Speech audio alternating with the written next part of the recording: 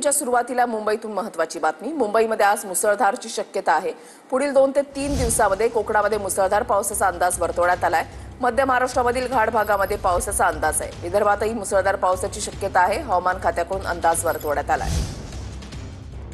कृष्णा सोन्नरवाडकर आमचे प्रतिनिधी या संदर्भातली अधिक माहिती देतील। कृष्णा,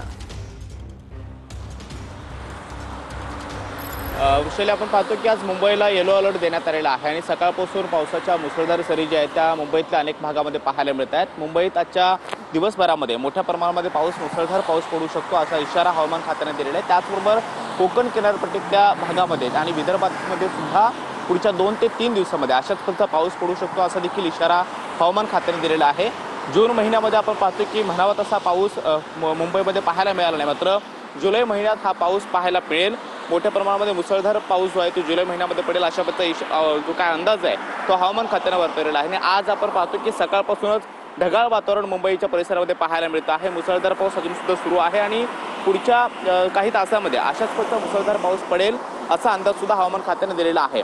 मुंबईतली लाईफलाईन समजल्या जाणाऱ्या लोकलवरती सुद्धा त्याचा परिणाम काही प्रमाणामध्ये जाणवतोय। लोकल सध्या आपण पाहतोय की 15 ते 20 मिनिटं उशिरा धावतात। मध्य रेल्वेच्या लोकलवरती हा परिणाम झालेला आहे, मात्र पश्चिम रेल्वे सुरळीतपणे सुरू आहे आणि मुंबईची रस्ते वाहतूक जी आहे ती सध्या तरी पूर्णपणे सुरळीतपणे सुरू आहे। मात्र जर अशाच पद्धतीचा पाऊस झाला आणि त्यामुळे सकल भागामध्ये पाणी साचायला सुरुवात झाली तर या रस्ते वाहतुकीवरती मोठ्या प्रमाणामध्ये परिणाम होतो। त्याचबरोबर लोकल जी आहे ती सुद्धा बऱ्यापैकी विस्कळीत होते। सकाळची वेळ आहे, चाकरमानी कामावरती येत असतात आणि आज सकाळपासूनच अशा पद्धतीचा मुसळधार पाऊस जो आहे तो पाहायला मिळतो आहे। त्यामुळे आज दिवसभरामध्ये जर अशाच पद्धतीचा पाऊस पडला तर मुंबईतली जे जनजीवन आहे ते विस्कळीत होऊ शकतं। मात्र हवामान खात्यानं वर्तवलेल्या अंदाजानुसार आज दिवसभरामध्ये आणि पुढच्या 2-3 दिवसामध्ये मुंबईसह कोकण किनारपट्टी आणि विदर्भामध्ये सुद्धा पाऊस पाहायला मिळेल अशा पद्धतीचा अंदाज जो आहे तो हवामान खात्याने दिलेला आहे। नक्कीच धन्यवाद कृष्णा दिलेल्या सविस्तर माहितीसाठी।